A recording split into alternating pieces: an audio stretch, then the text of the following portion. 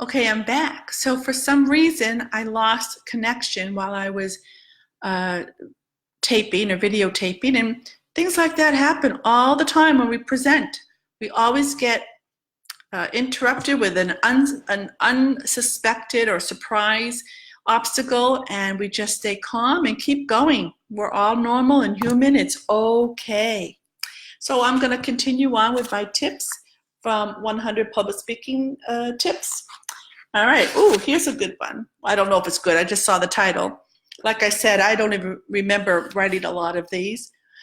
And it's titled Get Your Way. This is tip number 11 out of 100. People who speak up more tend to get their way. Oh, I do remember this one. I like this one.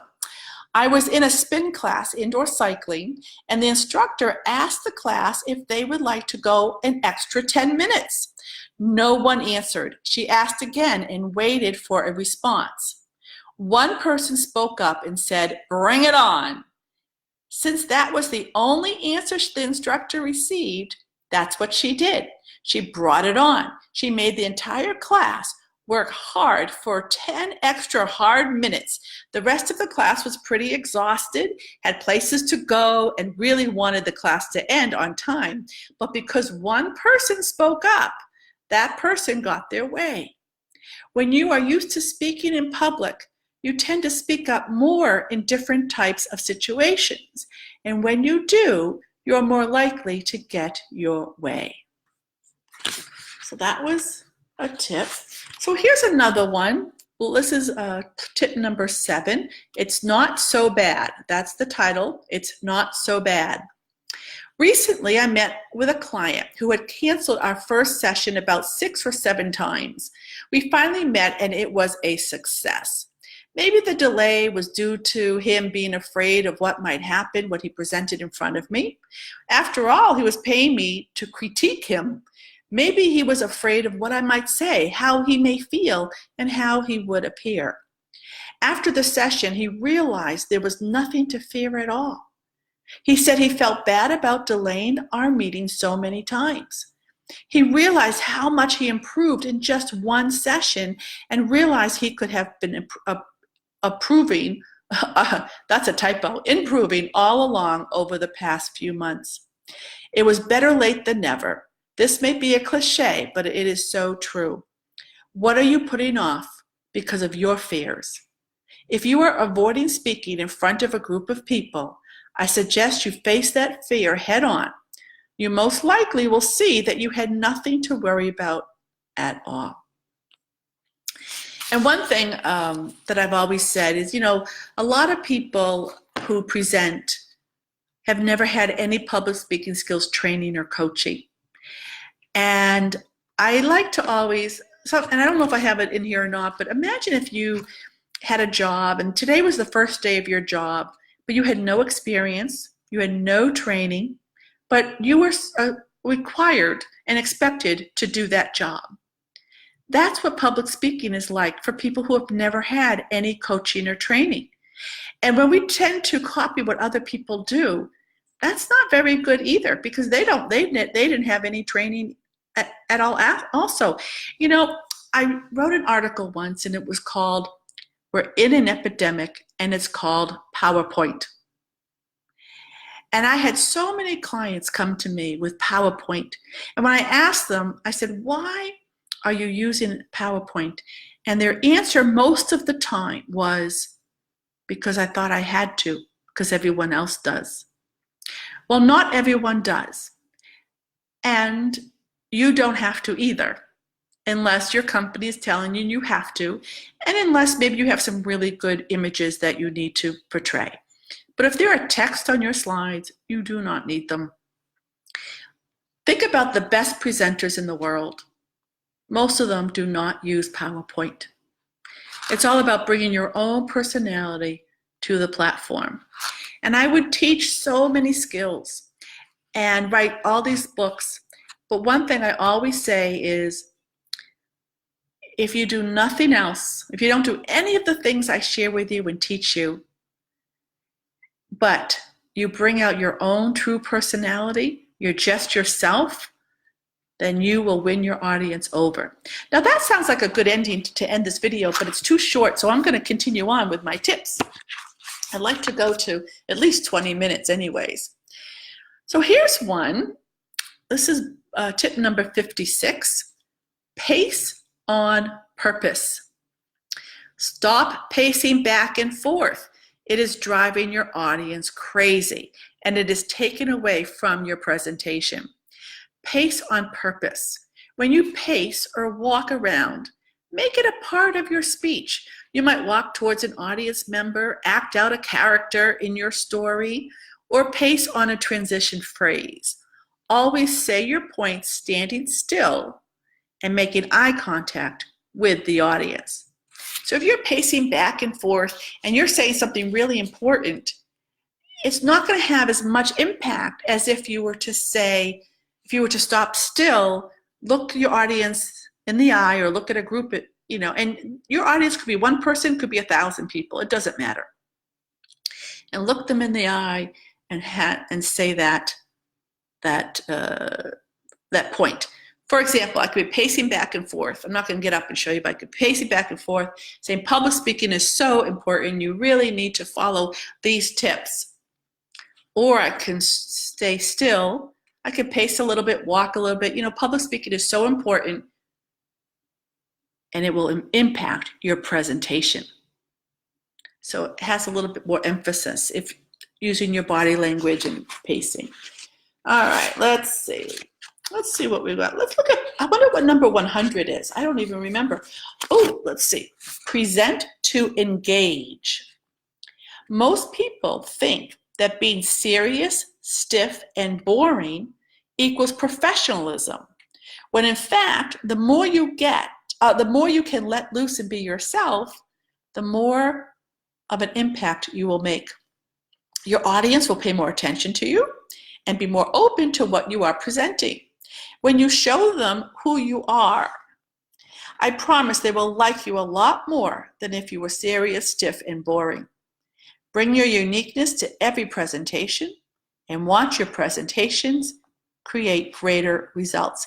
And it's kind of like what I mentioned before, just bring your true personality to the platform. So many of us, when we get up to speak, we change our whole personality. And I'd like to give you a tip and say, try to present the same way you would present to your friend around the dinner table. You're going out to dinner with friends, how would you talk to them? Talk to your audience the same way, within reason, of course. Use good judgment, of course. All right, here's another one. Blog 36, tip 36. The key to a great presentation is to ... And just so you know, I'm reading. That's why I keep looking. I'm actually reading from the book. Speak with total confidence. You do not have to feel confident to speak with confidence. However, if you do not speak with confidence, your audience will have no confidence in you or what you are telling them. If you want your audience to benefit from your presentation, tell them with total confidence whether you feel it or not. Here's a tip to help you with that. Imagine how you would present if you did have total confidence. Present that way. When you start to present that way, you will feel confident, and when you feel it, you will become it. I'm sure by now you have heard the saying, whatever you focus on, you manifest into your life. It works for everything, including improving your public speaking skills. So the night before your presentation, or several weeks before your presentation, or anytime you know you have a presentation to give, start imagining before you go to bed at night, when you wake up in the morning, start imagining how you want to be perceived. How do you want your audience to react to you? How do you want to be presenting? Imagine yourself with total confidence, engage in your audience. Imagine how your audience is reacting to you. Imagine the energy in the room. And imagine yourself feeling really good and confident. But too many times, instead of that, we say to ourselves, oh, I'm going to be awful. I'm not going to remember what I'm going to say. I'm going to look like a stupid idiot, etc. So stop that and switch it to the opposite. and you will manifest a much better presentation. Everything I teach is what I had to learn for myself. Many years ago, I decided I wanted to be a professional speaker.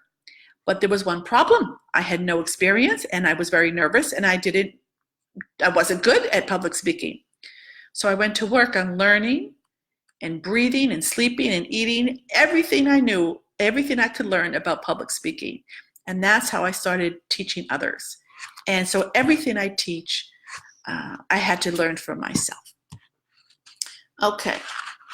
Oh, I wanted to mention too, while we are live, if you have a question you would like answered, just write it on the comments. I'm happy to answer any questions for you, and rather than using the book. So if you have a presentation coming up, or you had one in the past that maybe something happened and you want to make sure it doesn't happen again, and you want to know how to handle that, or you have something, any questions at all, just write in the comments and I will answer them. Also, even if you don't have a question, I'd like to know who's here. So right now, I don't know if anybody's listening to me live. So it'd be really great if you just maybe put hello in the comments, and so I know that I have an audience. But if not, I do have an audience right here, and she's the best audience that I can. Oh, look at her, such a pretty kitty. Okay.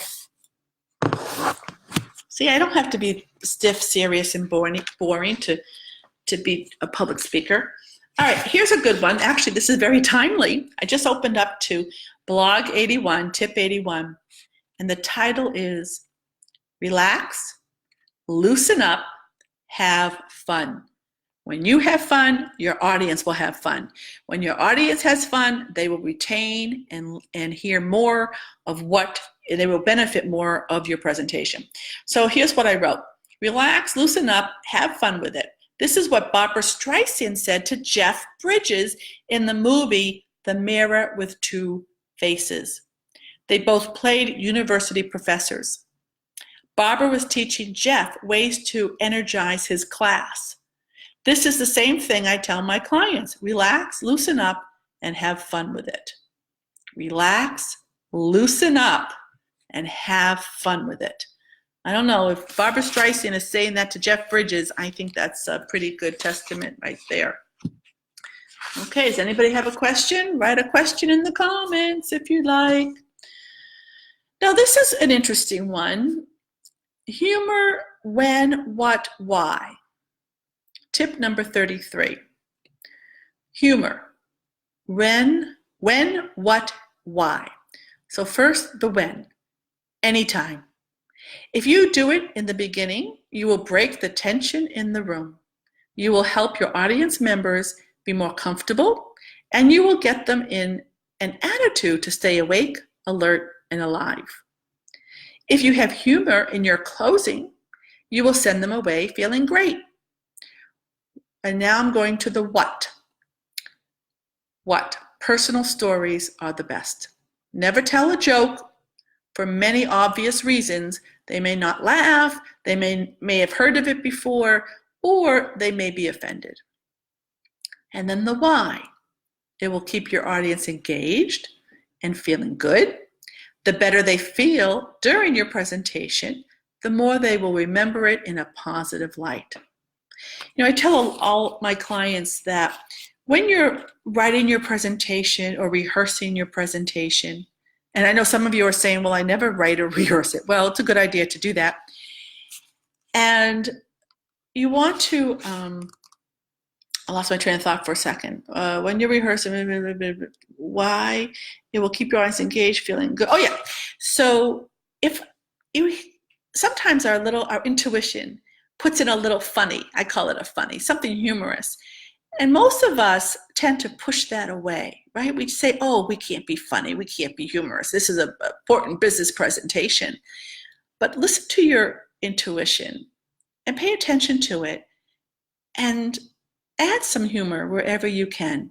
As long as it's appropriate, your audience will love you for it. I mean, have you ever not enjoyed laughing or smiling or chuckling? And it's a great way to connect with your audience. Any questions? Anyone out there who has a question would like answered? Let's see. Okay, here's a nice short one. Blog 32. What to do when your audience laughs. That's a good segue from the humor one we just talked about. It's a very short answer or a very short tip.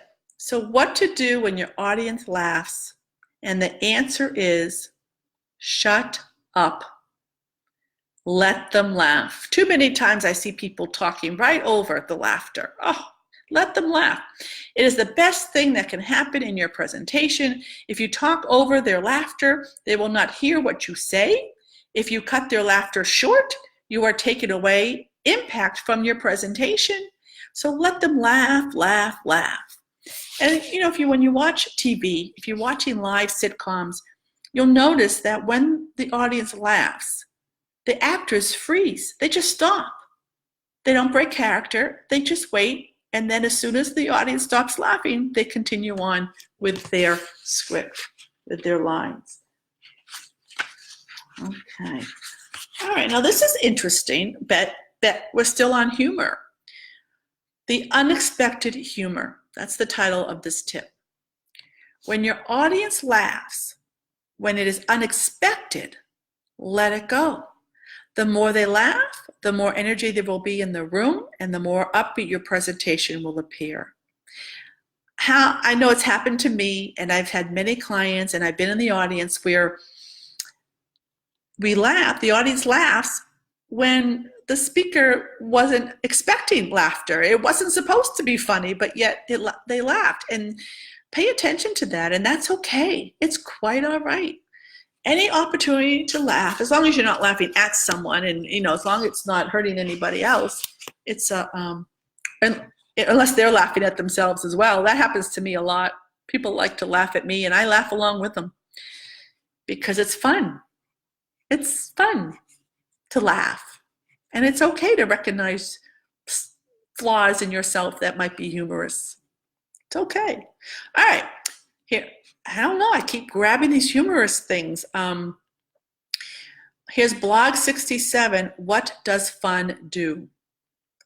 You can be a more confident, dynamic, and engaging presenter. Whether you already have total confidence, whether you already are dynamic, or whether you already know how to engage your audience, imagine if you were twice as good. Do you have fun with your presentations? Did you know that even if your presentations are of a serious matter, you can still have fun with them? Did you know that when you have fun with your presentations, your audience has fun? Did you know that when your audience has fun, they will stay awake, alert, and alive during your presentation? And of course, they need to be awake, alert, and alive to hear, learn, and understand what you are presenting. Have fun with your presentations, and your audience will have fun too. So I think that's enough tips for tonight. If anyone's out there and has a question, this is your last chance, your last opportunity to type in the comments section and write a question, and I will answer it right now. You are also welcome to write on comments, on the Facebook page if you like. But this was just something fun to do. I'm not selling anything. I just enjoy giving tips away. It's a passion of mine, public speaking. It always has been. And I'd like to help as many people who would like that help. Because I'll tell you this, one of the reasons I got into coaching was not for the presenters, but for the audience. I felt bad how many times are we're in the audience and we're just watching another boring PowerPoint presentation or a speaker who's way off to the side and they're not confident and they're not engaging and they're not funny and we're just dreading it. So I really wanted to coach people so that their audiences can be engaged and get a lot out of your presentations. So that's it for me. I think that's a good note to end. Unless I'll wait one more minute or a couple seconds if you have a question. Anybody out there have a question about their presentations or public speaking? I can answer it. I have a lot of information, a lot of experience. And when I coach clients, I tell them, I'm going to share with you my experience, but if it doesn't feel right to you, don't listen to it. Very important. You might be giving a presentation. You might be getting lots of feedback from people, and they're not all right because you're probably getting conflicting feedback too. Just listen to your own gut. Listen to yourself. What feels right? And let your true personality shine. And it will only shine if you've done some preparation, you know what you're going to talk about. And I have a free, no sales pitch, no ploy to get you on my mailing list or anything like that. I don't do this full time, but I used to sell this book, but I have a free PDF. It's on my website. And actually, I'll put a link on the Facebook page for it on where my books are. And it's a free PDF on how to create and prepare and rehearse your presentations. And there's some prep work too, not just with the actual writing of the actual content, but also stuff you can do with like room setup and connecting with your audience ahead of time that can make it all easier for you. So it's really a book that has a lot of information that I use with my clients.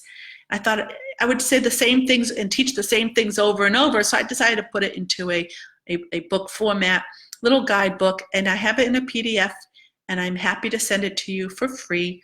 All you have to do is ask me for it and send me an email or PM me or something. But I hope you found this helpful, and I hope that you are presenting as much as you can, because the more we present, the better we get. And if you are asked to give a presentation, the answer is always yes. And then you'll figure out how to do it later. It's always yes. You have an opportunity to speak in front of people about your topic, your business, whatever it is, and you will grow immensely from that presentation. You never know what's going to happen. So with that, I thank you for tuning in tonight, and I wish you all a great, successful public speaking skills, something. I don't know how to finish that sentence because I'm speaking off the cuff. If I had prepared something good, this would be a much better ending. So take that as a good tip. Good night.